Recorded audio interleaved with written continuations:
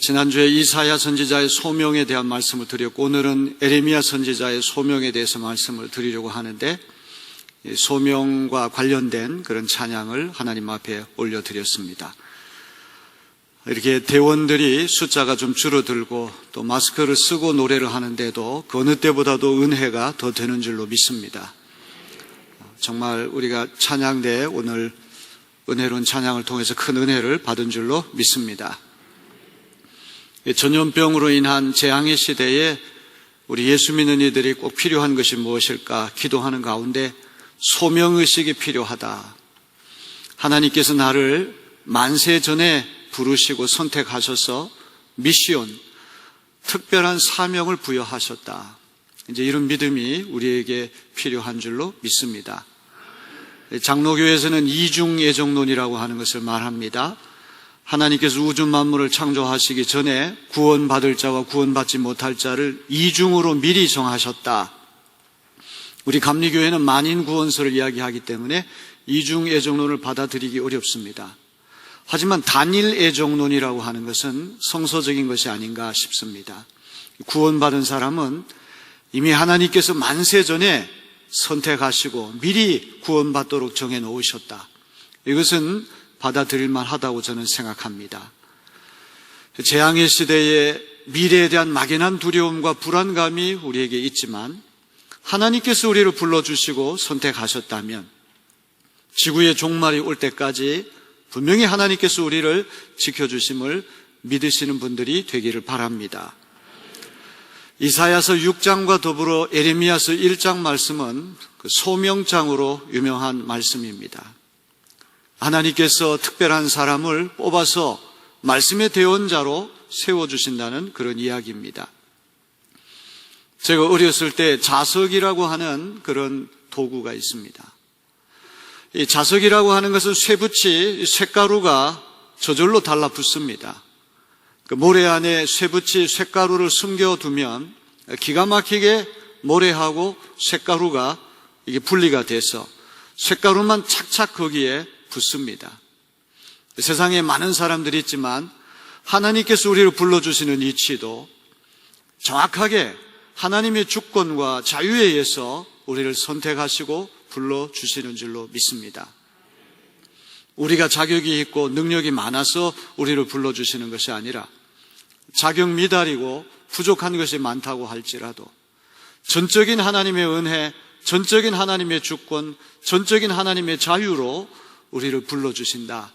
이것을 믿고 이 어려운 시대에 그런 믿음으로 다 승리하는 우리 내리교인들이 되시기를 바랍니다. 이사야서 6장 말씀과 에레미야 1장 말씀을 우리가 비교해 보면 에레미야가 어떤 사람인가 하는 인적 정보를 조금 소상하게 알 수가 있습니다.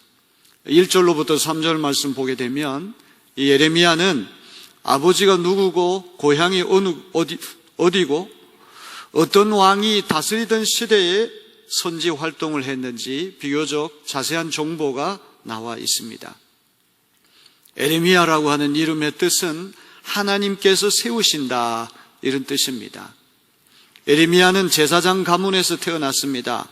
아버지가 제사장 힐기야인데 이 힐기야라고 하는 사람의 고향은 예루살렘에서 북동쪽으로 5km 떨어진 아나돗이라고 하는 곳입니다. 이 아나돗이라고 하는 것은 베냐민 지파가 분배받은 땅입니다. 에레미야 선지자는 제사장의 아들로 태어나고 베냐민 지파 사람이고 그의 고향은 아나돗이구나, 이런 것을 알 수가 있습니다. 뿐만 아닙니다. 에레미야가 활동한 시기를 추론할 수 있는 중요한 정보도 나옵니다. 요시야 왕이 남유다 왕국을 다스리던 30년째 되던 해에 선지자로 부름을 받아서 여호야김 왕 시대를 거쳐서 유다의 마지막 왕으로서 바벨론의 포로로 끌려간 시드기야 왕 때까지 선지 활동을 펼쳤다. 성경은 이런 정보를 우리에게 줍니다.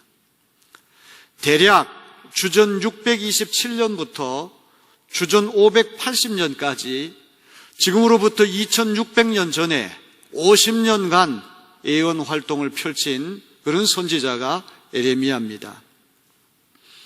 에레미야가 선지자로 부르심을 받았던 그 시기는 국가적으로 국제적으로 격동의 시기였습니다.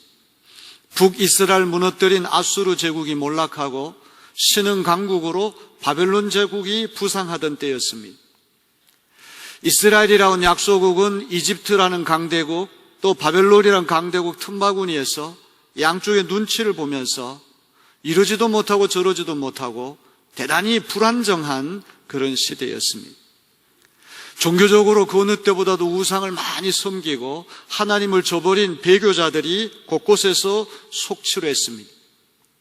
일찍이 볼 수 없었던 혼란과 불신의 시대, 격동의 시대, 격변의 시대에 활동했던 예언자가 에레미야입니다.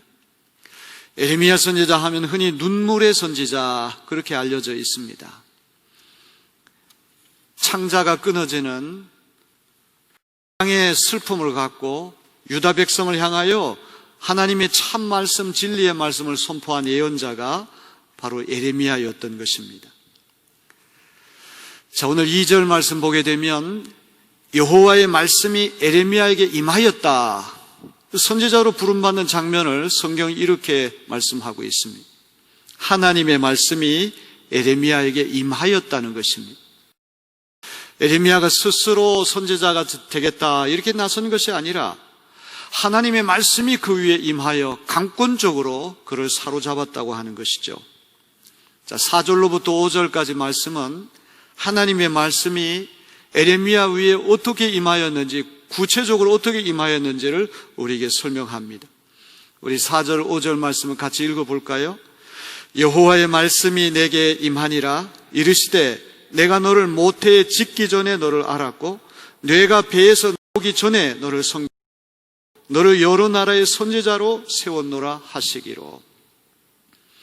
여기 전내라고 하는 말씀이 2번이나 나옵니다. 모태에 짓기 전에 하나님께서 에레미야를 미리 아셨다는 것이죠. 에레미야가 배에서 나오기 전에 에레미야를 미리 성별하셨다는 것입니다. 뭐뭐 하기 전에라고 하는 말은 에레미야의 힘이 미치지 못하는 초월적인 그러한 것을 이야기하는 것이죠. 에레미야가 하나님 말씀을 전하는 선지자로 부름을 받은 것은 모태에 짓기 전에 하나님 미리 아신 까닭이고 배에서 태어나기 전에 하나님께서 미리를 성별하셨기 때문에 그렇게 되었다는 것이죠. 하나님이 누구를 선택하시고 누구를 애정하시느냐, 이것은 이해할 수 없는 은총의 심리입니다. 에레미야는 하나님께서 세상하기 전부터 미리 선지자로 선택하셨다고 하는 말씀이죠. 에레미야가 선지자가 된 것은 스스로 원해서 자처하고 나서서 그렇게 된 것이 아닙니다. 자격이 많아서 그렇게 된 것이 아닙니다. 능력이 뛰어나서 그렇게 된 것이 아니라 하나님의 전적인 자유와 주권과 은총과 선택으로 그렇게 되었다는 것입니다. 오늘 우리가 이 예배당에 와서 앉아 있는 것, 예수 믿고 구원받은 것도 하나님께서 만세전에 우리를 선택하시고 하나님께서 만세전에 우리를 성별하셨기 때문에 하나님의 자녀들이 된 줄로 믿습니다. 이사야 선지자도 자신의 부르심을 이렇게 이해했습니다. 이사야 49장 1절은 이렇게 말씀합니다. 여호와께서 태에서부터 나를 부르셨고 내 어머니의 복중에서부터 내 이름을 기억하셨으며. 바울도 많은 이들 가운데 자기를 사도로 택정해 주신 하나님께서 이미 복중에서, 어머니 태중에서 자기를 선택하셨다고 주장합니다. 갈라디아서 1장 15절 말씀입니다. 그러나 내 어머니의 태로부터 나를 택정하시고 그의 은혜로 나를 부르시니까. 우리의 의지와 상관없이 하나님의 선택으로 택정함을 받았다. 이것은 오늘 예수 믿은 우리 모두에게도 해당되는 말씀인 줄로 믿습니다. 에베소서 1장 4절로 6절은 이렇게 말씀합니다. 곧 창세 전에 그리스도 안에서 우리를 택하사 우리로 사랑 안에서 그 앞에 거룩하고 흠이 없게 하시려고 그 기쁘신 뜻대로 우리를 애정하사 예수 그리스도로 말미암아 자기의 아들들이 되게 하셨으니 이는 그가 사랑하시는 자 안에서 우리에게 거저 주시는 바 그의 은혜의 영광을 찬송하게 하려는 것이라. 예수 만세전에 하나님께서 우리를 선택하시고 만세전에 하나님께서 우리를 성별하신 까닭에 예수 믿고 구원받은 줄로 믿습니다. 에레미야는 자신이 원해서 선지자가 된 것이 아닙니다. 남다른 자격이 있어서 그렇게 된 것이 아닙니다. 능력이 많아서 그렇게 된 것이 아닙니다. 자격 미달이고 공로도 없고 능력이 부족해도 전적인 하나님의 선택과 은총 때문에 그가 그렇게 된 것을 믿으시기를 바랍니다. 하나님께서 많은 이들 가운데 에레미야를 선지자로 불러주셨을 때 에레미야 첫 번째 반응은 어떤 것이었습니까? 그는 굉장히 당황합니다. 굉장히 수줍어하는 것을 보게 됩니다. 우리 6절 말씀을 보니까 내가 이르되 슬프도소이다. 주 여호와여 보소서 나는 아이라 말을 할 줄을 알지 못하나이다 하니. 이사야도 하나님의 선지자로 부름을 받았을 때 하나님 저는 입술이 부정한 사람입니다. 입술이 부정한 백성들의 섞여 사는 이 더러운 입을 갖고 어떻게 하나님 말씀을 전할 수 있단 말입니까? 모세도 마찬가지입니다. 출애굽의 용도자로 부름 받았을 때 하나님 저는 입술이 둔한 사람입니다. 말주변이 없습니다. 저 같은 사람이 말 더듬는 사람이 이스라엘 백성들에 가서 이야기하면 제 말 듣겠습니까? 말 잘 못하는 모세를 위해서 하나님 말 잘하는 아론을 대변자로 세워주신다고 말씀하셨습니다. 선지자로 부름받는 장면을 우리가 읽어보게 되면 거의 대동소이하게 사양하고 또 자기의 부족함을 절감하는 그런 모습을 우리가 보게 됩니다. 손을 들고 하나님 저 좀 시켜주세요 이렇게 이야기하는 것이 아니라 하나님 저 같은 죄인이 저같이 부족한 사람이 어떻게 이런 귀한 일을 맡을 수 있단 말입니까?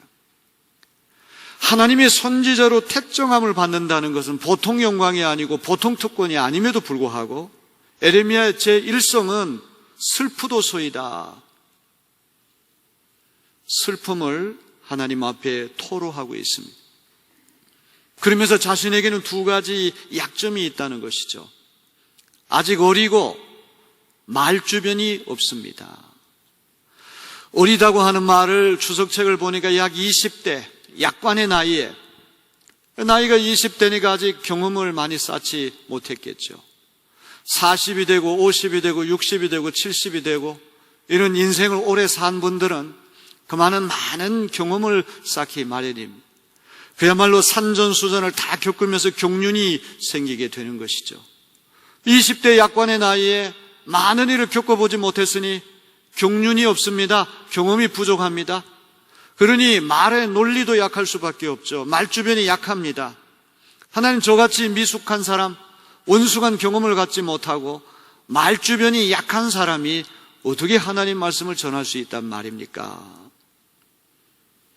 선지자가 되려면 어느 정도 원숙한 인생 경험이 있어야 되는데 자신은 아직 연륜이 부족하고 말의 논리도 서지 않기 때문에 자기는 하기 어렵다고 하는 그런 사양하는 모습을 보이고 있습니다. 이렇게 쭈뼛쭈뼛하고 소심한 태도를 보이는 에레미야를 하나님께서 위로하십니다. 격려해 주십니다. 자, 우리 7절로부터 8절 말씀을 봅니다. 여호와께서 내게 이르시되 너는 아이라 말하지 말고 내가 너를 누구에게 보내든지 너는 가며 내가 너에게 무엇을 명령하든지 너는 말할지니라. 너는 그들 때문에 두려워하지 말라. 내가 너와 함께하여 너를 구원하리라. 나 여호와의 말이니라 하시고. 여기 에레미야서 1장에 계속해서 등장하는 말씀이 나 여호와의 말이니라. 사람이 주는 말이 아니라 위에서 하늘의 임금이 주시는 말씀으로 들으라, 이런 이야기가 아니겠습니까? 바울 사도도 복음을 전할 때마다 약하고 두려워하고 떨었다, 이런 표현을 합니다. 우리가 강할 때 하나님의 은혜가 임하는 것이 아니라 약할 때, 우리의 약함을 절감하고 하나님의 은혜를 구할 때 강하게 되는 줄로 믿습니다. 두려워할 때 하나님께서 우리를 붙들어줘요. 그 두려움을 이기고 담대하게 하나님 말씀을 선포하게 하시는 줄로 믿습니다. 떨 때 하나님 우리를 붙들어 주시고 그 떨음을 통하여 하나님 놀라운 일이 이루어지게 하시는 것입니다. 너는 아이라고 말하지 말라. 제가 나이 25살에 목사 안수를 받았습니다. 군목으로 가야 했기 때문에 아주 일찍 목사 안수를 받아서 그 시절의 사진을 보게 되면 꼭 고등학생 같이 그렇게 느껴집니다. 과연 그 어리고 부족하고 경험이 적은 사람이 무슨 설교를 했을까? 지금 생각해도 웃음이 나올 때가 있습니다. 흔히 나이 어린 목사님이 강단에 올라가서 설교할 때 어린 종 이런 표현을 하는데, 강단에서는 그 순간에 어린 종이 어디 있고 늙은 종이 어디 있겠습니까? 다 똑같은 하나님의 종인 줄로 믿습니다. 어떤 인간적으로 자격이 있고 경험이 풍부해가지고 강단에 올라가는 것이 아니라 하나님의 말씀의 대언자로 하나님 말씀이 임하니까 선포하는 것뿐이죠. 너는 아이라고 말하지 말고 내가 너를 누구에게 보냈든지 너는 가며 내 말을 잘 듣고 나에게 우호적인 사람에게 가서 말씀을 전하라. 이게 아니에요. 말씀을 배척하고 적대하고 박해하는 그 사람들 앞에 가서도 하나님 말씀을 전하라는 것이죠. 또 내가 너에게 무엇을 명령하든지 너는 말해라.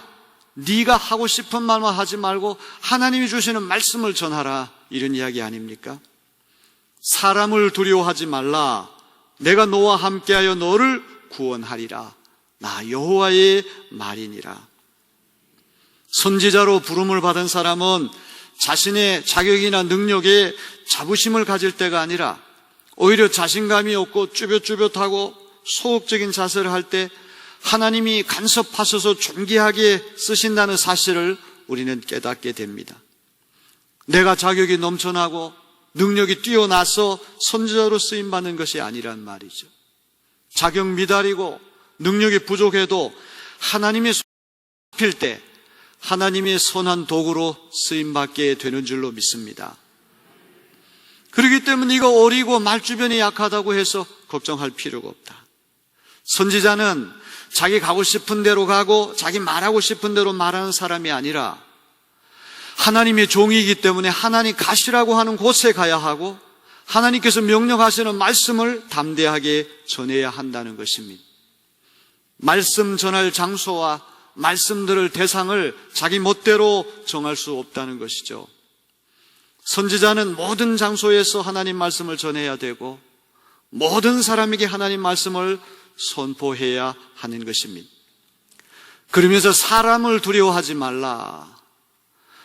혹여 너의 말을 배척하고 너를 박해하는 사람이 있다고 할지라도 하나님께서 예레미야와 함께 하셔서 예레미야를 지켜주시기 때문에 사람을 두려워하지 말고 하나님 말씀을 전하라.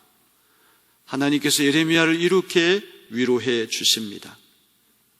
수줍어하고 자신의 자질에 대해서 미심쩍어하는 예레미야를 하나님께서 친히 선지자로 세워주셨습니다. 자, 9절 10절 말씀도 중요한 말씀입니다. 여호와께서 그의 손을 내밀어 내 입에 대시며 여호와께서 내게 이르시되 보라 내가 내 말을 내 입에 두었노라. 보라 내가 오늘 너를 여러 나라와 여러 왕국 위에 세워 내가 그것들을 뽑고 파괴하며 파멸하고 넘어뜨리며 건설하고 심게 하였느니라 하시니라. 하나님, 제가 20대 약관의 나이고 경험도 부족하고 말의 논리도 약하고 말주변이 약한데 이런 사람 말을 사람들이 듣겠습니까? 쭈뼛쭈뼛하고 사양하는 예레미야를 하나님께서 위로해 주시는 것입니다. 하나님께서 그의 손을 내밀어 예레미야 입에 대시면서 보라 내가 내 말을 내 입에 두었노라. 예레미야가 하고 싶은 말을 하는 것이 아닙니다. 자기의 철학을 말하는 것이 아닙니다. 자기의 견해를 말하는 것이 아닙니다. 선지자는 말씀의 종입니다. 선지자의 입은 하나님의 입이 되어야만 할 것입니다. 하나님께서 손을 내밀어 예레미야 입에 대시고 하나님 말씀을 예레미야 입에 맡기셨습니다. 위탁하셨습니다.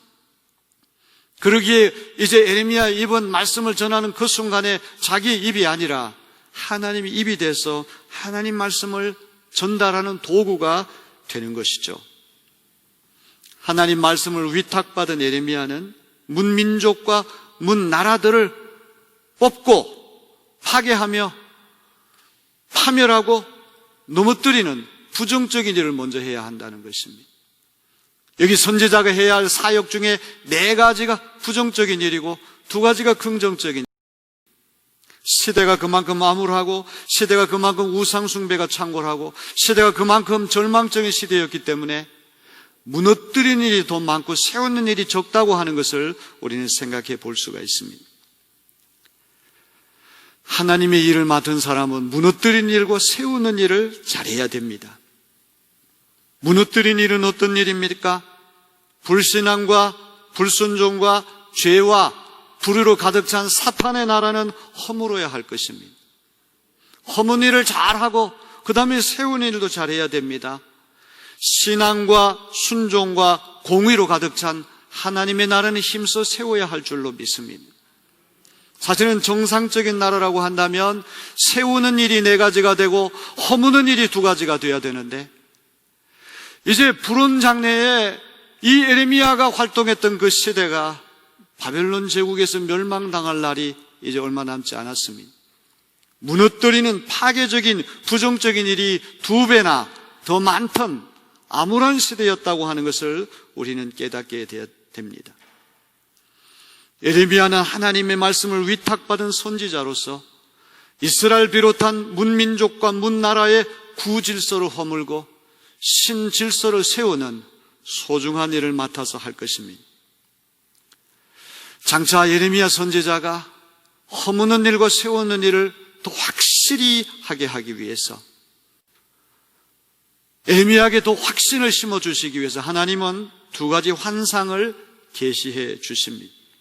그 유명한 살구나무가지 환상과 물이 펄펄 끓는 속가마 환상을 보여주고 계십니다. 자, 우리 11절 12절 말씀 봅니다. 여호와의 말씀이 또 내게 임하니라. 이르시되 에레미야야 내가 무엇을 보느냐. 하나님의 말씀이 에레미야 위에 임하였는데 하나님 뭐라고 질문하십니까? 내가 무엇을 보느냐. 대단히 중요한 질문이 아닐 수 없습니다. 흔히 우리가 예언자 이렇게 말을 합니다. 히브리 말로 나비라고 하는 말인데, 이 나비라고 하는 말이 이 계거품을 뽑는 자 이런 뜻입니다.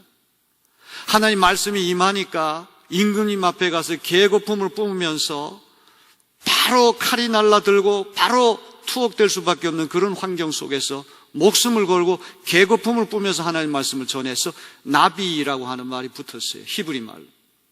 예언, 장래에 일어날 일을 미리 말하는 자다. 선지자, 장래에 일어날 일을 미리 아는 자, 다 좋은 표현인데 저는 선견자, 앞으로 일어날 일을 미리 보는 자가 진짜 예언자라는 것이죠. 예언자가 해야 할 가장 중요한 기본 사명은 무엇입니까? 장차 미리 보는 것입니다. seer, 비전너리. 지금 태평성되고 경제도 잘 돌아가고 군사력도 막강한데, 예언자는 하나님께서 바벨론 제국에 의해서 예루살렘 성전이 파괴되고 성벽이 다 무너지고 시드기야 왕은 자기 지켜보는 앞에서 왕자들이 무참히 학살당하고 시드기야 왕 2눈이 뽑혀서 장님이 돼서 굴비 엮이듯이 예루살렘에서부터 오늘의 이라크 바그다드쯤 되는 바벨론 제국으로 포로로 잡혀가는 환상을 미리 보여주시는 거예요. 선견자라고 하는 표현이 더 적절하지 않나 싶습니다. 예언자, 장래에 일어날 일을 미리 말하는 자, 선지자, 미리 아는 자, 선견자. 예언자의 길이 가시밭길이고 고통의 길이고 눈물의 길인 것은 보통 사람 보지 못하는 것을 예언자는 미리 보기 때문에 고통스러운 것이죠. 이렇게 좋은 나라, 이렇게 아름다운 나라, 이렇게 태평성대인데 이 나라가 돌 하나 남김없이 무너지는 장면을 하나님이 생생히 보여주시는 것을 볼 때 얼마나 고통스러운 일이겠습니까? 하나님께서 2가지 환상을 보여주시기 전에 내가 무엇을 보느냐? 예언자는 하나님 보여주시는 환상을 정확하게 보고 정확하게 듣고 정확하게 보고 정확하게 들을 때만 정확하게 말할 수가 있는 것이죠. 자, 첫 번째 환상은 무엇입니까? 내가 대답하되 내가 살구나무 가지를 보나이다. 여호와께서 내게 이르시되 내가 잘 보았도다. 이는 내가 내 말을 지켜 그대로 이루려 함이니라 하시니라. 살구나무 가지는 봄이 올 때 봄이 온다는 사실을 가장 빨리, 가장 정확하게 알아내는 것이 살구나무 가지죠. 봄이 오면 살구나무 가지에 싹이 틉니다. 새순이 돋습니다. 그러면 어김없이 야, 봄이 오는구나.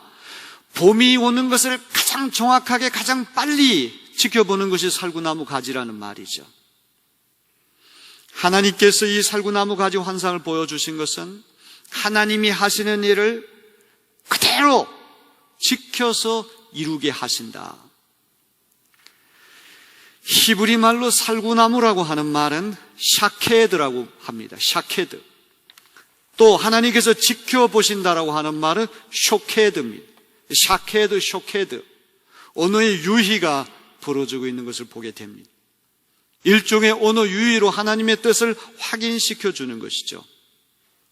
봄이 오면 살구나무 가지에 싹이 틉니다. 새순이 납니다. 봄이 오는 것을 가장 먼저 확실히 지켜보는 것이 살구나무 가지라고 한다면 하나님께서 하실 말씀이 확실히 이루어질 것을 쇼케드, 하나님이 지켜보실 거죠. 하나님이 주시는 말씀이 1.1획도 그르지 않고 틀림이 없이 이루어질 것이다. 확실히 지켜보실 것이다. 이것을 예레미야에게 확인시켜 주는 것입니다.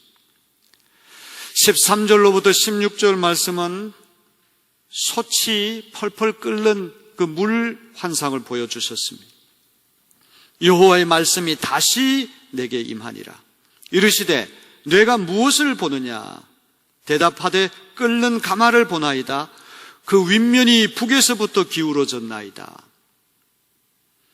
솥단지에 물이 들어가 있는데 물이 펄펄 끓어 넘치는데 하필은 그것이 북쪽에서 남쪽 방향으로 기울어져서 물이 펄펄 끓고 있습니다. 펄펄 끓는 물은 우리 신체의 일부가 닿게 되면 손이나 발이 됩니다. 심지어 끓는 물에 잘못하면 사람이 죽을 수도 있습니다. 펄펄 끓는 물이 북쪽에서부터 남쪽 방향으로 기울어져서 펄펄 끓고 있다고 하는 말은 북방에서 일어날 바벨론 제국이 남쪽에 있는 유다 왕국을 멸망시킬 것이다. 바벨론 제국에 의해서 유다가 망하고 예루살렘 성전이 파괴되고 예루살렘 성벽이 무너지고 모든 백성들이 굴비 엮이듯이 엮여서 포로로 잡혀가는 환상을 미리 보여주신 것이죠.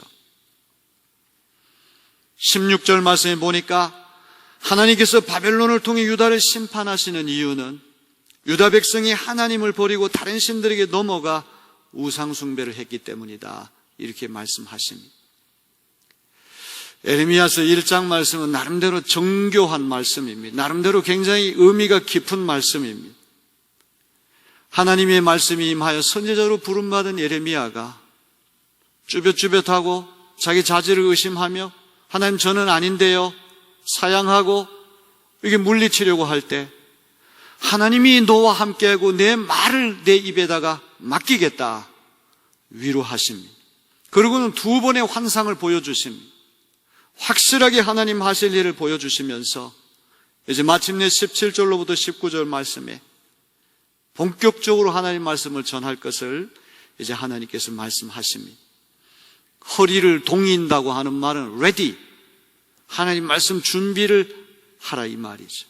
준비한 다음에 일어나서 하나님께서 주신 말씀을 담대히 전하라는 것입니다. 자, 그러면서 하나님은 사람들을 두려워하지 말라. 그들 때문에 두려워하지 말라. 내가 그들 앞에서 두려움을 당하지 않게 하리라. 보라 내가 오늘 너를 유다 왕들과 그 지도자들과 그 제사장들과 그 땅 백성 앞에 견고한 성읍, 쇠기둥, 노성벽이 되게 하였은즉 그들이 너를 치나 너를 이기지 못하리니 이는 내가 너와 함께하여 너를 구원하실 것이니라. 여호와의 말이니라. 사람이라고 하는 건 귀에 거슬리는 말을 들으면 다 싫어합니다. 분노를 터뜨립니다. 그것이 되풀이되게 되면 증오심이 생겨서 살상하려고 하는 마음이 생깁니다. 살심이 생기게 되는 것이죠. 에레미야 그것을 두려워했습니다. 하나님 보여주신 환상대로, 하나님 들려주시는 말씀 그대로 제가 전하다가는 제 목숨이 10개에서도 붙어 난리가 만무한데요. 하나님 이런 에레미야 마음을 아시고 사람을 두려워하지 말라. 왕이나 관리들이나 백성이나 누구를 막론하고 사람을 두려워하지 말라. 그러면서 하나님이 에레미야와 함께 계셔서 원수들이 틈타지 못할 견고한 성읍처럼, 쇠기둥처럼, 놋성벽처럼 에레미야를 지켜주신다고 약속하고 계십니다. 왜 우리는 2주에 걸쳐서 소명 기사를 이렇게 자세하게 읽고 또 이 말씀을 전하는 것입니까? 코로나 바이러스가 몰고 올 미래의 숱한 변화, 암울한 전망에 대해 우리 역시 막연한 불안감과 두려움이 다 있습니다. 앞으로 교회는 어떻게 될 것인가? 앞으로 우리 학교는 어떻게 될 것인가? 이 나라의 경제는 어떻게 될 것인가? 수많은 위기를 우리가 미리부터 염려합니다. 하지만 하나님이 우리를 불러주셨고 하나님 만세전에 우리를 선택해 주셨다고는 믿음만 있다고 한다면 성도의 견인, 성도는 하나님이 끝까지 세상 끝날까지 붙들고 지켜주신다고 하는 그런 말이 있는 것처럼 하나님 우리를 지켜주실 줄로 믿습니다. 코로나 바이러스 아니라 그 어떤 위험이 있다고 할지라도 견고한 성읍처럼, 쇠기둥처럼, 놋성벽처럼 하나님께서 우리를 지켜주심을 믿으시기를 바랍니다. 오늘 우리에게 가장 필요한 것은 소명의식인 줄로 믿습니다. 하나님이 나를 부르셔서 특별한 미션, 사명감을 허락하셨다. 내가 하나님을 선택한 것이 아니라 하나님께서 주권으로, 자유로, 은총으로 만세전 선택하셨다. 이런 믿음이 그 어느 때보다도 필요한 시기임을 기억하시기를 바랍니다.